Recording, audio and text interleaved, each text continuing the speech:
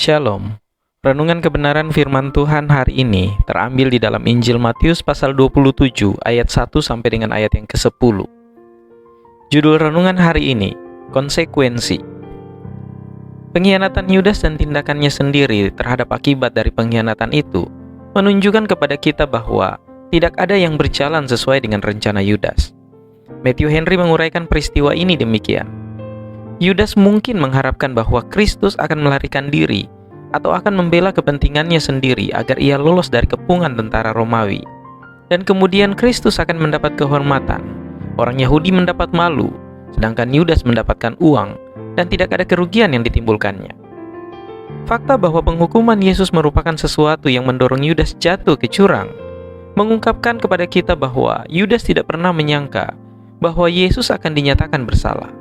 Yesus telah menyatakan dengan sangat jelas bahwa dia akan ditangkap dan dibunuh.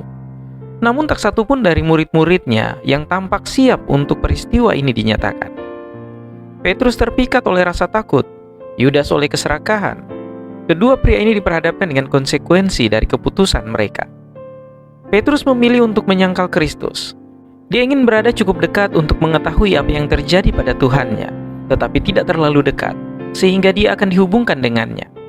Ketika Yesus ditangkap, Yohanes mengikuti dari dekat dan langsung masuk setelah Yesus. Sementara Petrus tinggal di halaman dan pura-pura tidak tahu apa-apa tentang orang yang ditangkap itu.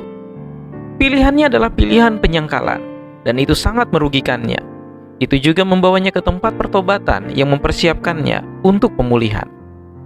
Yudas melihat konsekuensi dari tindakannya dan bertobat. Tetapi apakah itu pertobatan yang saleh atau pertobatan duniawi? 2 Korintus 7 ayat 10 memberitahu kita, sebab duka cita menurut kehendak Allah menghasilkan pertobatan yang membawa keselamatan dan yang tidak akan disesalkan, tetapi duka cita yang dari dunia ini menghasilkan kematian. Orang-orang yang bukan pengikut Kristus merasa sedih atas hal-hal buruk yang telah mereka lakukan. Mereka bahkan mungkin bertobat darinya, yaitu mengubah hidup mereka dan tidak melanjutkan dosa itu.